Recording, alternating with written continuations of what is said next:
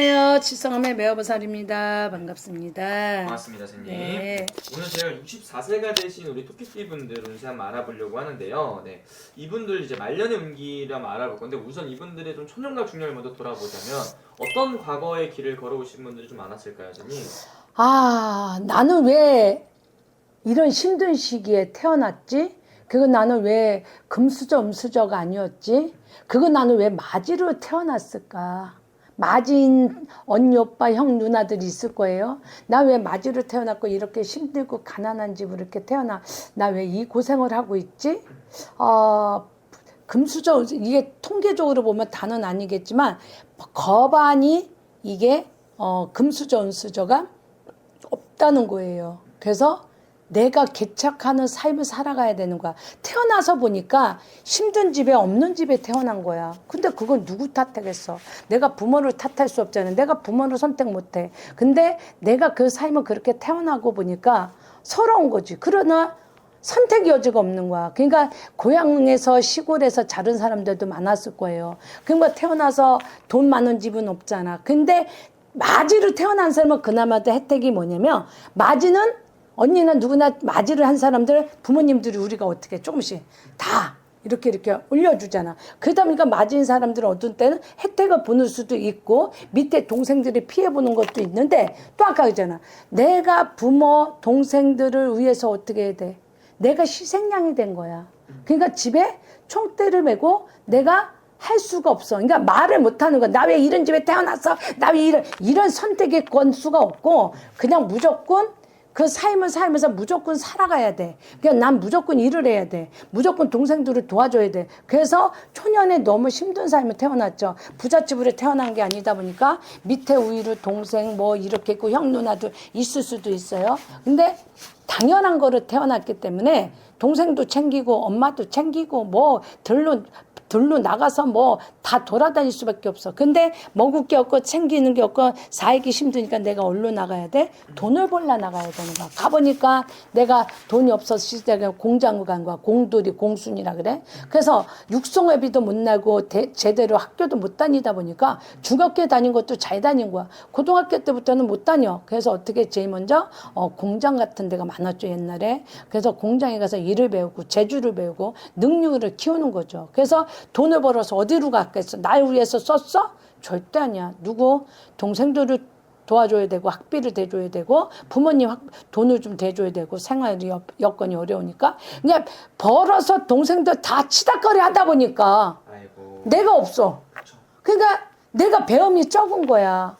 근데 언제까지 그래? 근데 복학을 하고 내가 공부를 하려는데 시간이 안 돼. 근데 머리는 뛰어나고 똑똑해요. 근데 이 토끼띠들이 우리 12띠 중에 천파살에 사주팔자에 천파살을 타고났기 때문에 사주팔자같이 사납고 파살이 많아서 깨지는 살이야. 그러니까 벌어도 누구한테 줘야 돼. 띠껴야 돼. 내가 벌어도 남을 다 줘야 돼. 그러니까 내게 날아가는 거야. 그러니까 내게 준 게 없어. 자, 동생들, 부모들, 뭐, 왜, 초년 시절에 그렇게 해서 삶은 너무 많이 사회화를 살았어요. 그리고 머리가 똑똑하고 저기 한 사람은 검정고시 시험을 봐서 내가 내 거를 찾을 수 있는 사람도 있고요. 머리가 참 뛰어나고 똑똑해요. 사주에 도화가 있어서 사람들이 나를 이뻐하고 좋아할 수다. 근데 이 토끼띠들도 그렇지만 약간의 흑장미나 밤의 문화에 생활을 하는 사람들도 많았을 거예요. 여자분도 있다면. 근데 이게 있어요.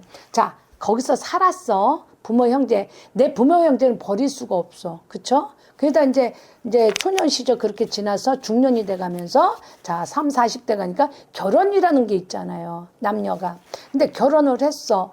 그래서 이놈의 팔자는 팔자 도망 못 간다는 옛말이 있잖아. 시집을 가서 살고 시댁 친정 또 다 신랑 뒷바라지와 시댁 식구 뒷바라지 해주다 보니까 또 내가 없어. 그럼 나는 무슨 팔자야? 벌어서 남들만 다 좋은 팔자를 준 거잖아. 그러니까 내가 너무 없으니까 엄청 서럽기는 해. 근데 여기서 사주팔자에 이제 양부모가 없는 사주도 되고 내가 결혼하면 이별 실패를 보고 사별을 볼 수가 있는 거예요. 그래서 내가 또 남편이 없어? 아니면 마누라가 없어야.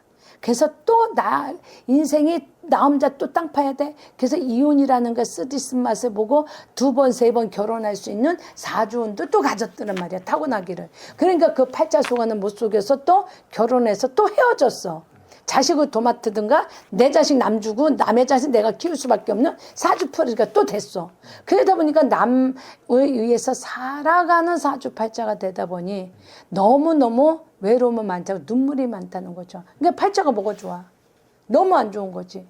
그래서 그 눈물을 많이 세월을 살아왔고, 그래서 3, 40대를 지나간 이제 50대 보니까 풍지풍발, 비바람이 세쳐 태풍이 빌어서 들어와 이렇게 치니까 나는 없다는 거야. 거기다가 또 병이 들 수도 있더란 얘기야. 병원이 들어서 나는 어디로 가느냐, 나는 내가 갈 길이 없다. 이렇게 살아온 삶이 너무 많았던 게 토끼띠란 얘기예요. 그래서 어느 세월에 살다 보니 벌써 60은 4세가 벌써 돼서 달려오는 세월이 됐더란 얘기예요. 그래서 내가 어떤 때 또 내가 너무 욕심을 많이 가져서 또 동생도 생각하고 나만 움켜쥐고 먹고 살았다 쳐. 근데 그 돈이 남느냐 이거야. 부모의 재산, 부모의 돈, 뭐 부모가 저기 뭐 재산을 넘겨주는 거 있었잖아요. 그런 것도 가지면 잘 지키면 다행인데 이거를 못 지켜서 한 입에 툭 털어서 써보지도 못고 돈이 훅 날라가. 왜? 욕심은 금물인데 이것 떼봐, 저것 떼봐, 저것 떼봐. 그래서 지금 쉽게 말하면 뭐냐면 밑바닥으로 또 낙동가 오리알이 돼버린 거야. 64세 와보니까 없어. 벌었는데 가진 게 없어. 써보지도 못했어. 어디로 날아간지도 모르겠어. 그러니까 부모 재산 지킬 때 잘 지켜야 되는데 못 지켜서 날아가서 없어지는 경우가 많다. 그러다 보니까 올해 늘삼재가 또 돼버렸네. 그러니까 어떻게 늘삼재가 내가 답답하니 속상하니 속에 터지는 일이 많이 생기니까 내 가슴이 통곡을 울 일이 생기는 거예요. 그냥 땅을 치고 후회하면 뭐 할 거냐 이거야. 잘 살아왔어야지. 너무 욕심을 부렸다 이거야.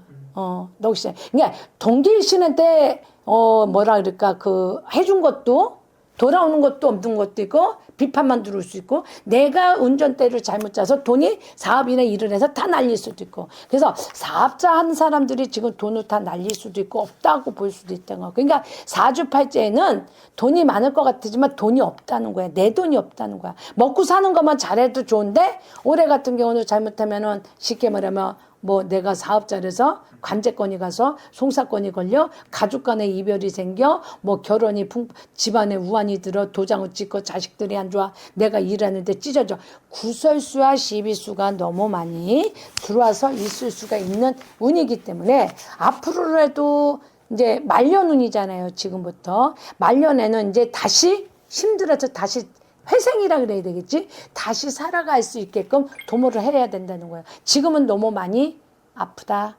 병이 걸렸다. 내가 초상을 입은다. 문상을 간다. 내가 아파 죽을 것만 같이라 힘들다. 암이 걸릴 수도 있다. 그러니까 건강검진을 진짜 많이 해서 가야 된다는 게 지금 제가 보는 거고요. 그래서 올해 같은 경우 자 말년으로 본다면 어떻게 해요? 올해는 그렇게 좋게는 안 보입니다. 자 병원년에 늘삼재가 돼서 진짜 풍파가 많고 우환이 많아. 근데 올해가 넘어가는 65세부터 말년운으로 햇볕은 쨍쨍 모래알은 반짝이야. 뭔 말인지 알죠? 말년으로 보면 내년에 삼재가 치고 나가지만 좋은 일이 뭐가 있냐면 급병동 없는 안정적인 게 되고 사람 관계가 많이 낮은 내 편으로 내가한테 들어와 줄 수 있는 거고 꾸준한 장기 투자를 하는 것도 좋고 곧 행운이 어떻게 한다? 따라온다는 거예요. 그래서 사람들하고 직장이나 일터를 갖는 협력과 조율을 잘하고 성과 또 어려운 여건이 있지만 새로운 제안을 해서 긍정적으로 결정을 해서 말년을 하고 나가면 제가 좋다. 인맥 관리를 잘하고 경험이 있는 사람, 조력자인 사람 조언을 얻어서 독불장구를 안 하고 나가야만이 내 길을 가야만이 좋은 일이 많이 생긴다 얘기예요. 아시겠죠? 그래서 내년부터는 내가 운빨이 말년운이 몇 년?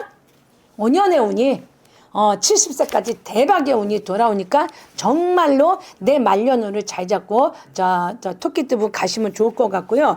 자 이분들에게는 제가 조금 꿀팁을 갖다 드린다면 우리가 살아가면 사시사철로 보면 솔방울 있죠. 네.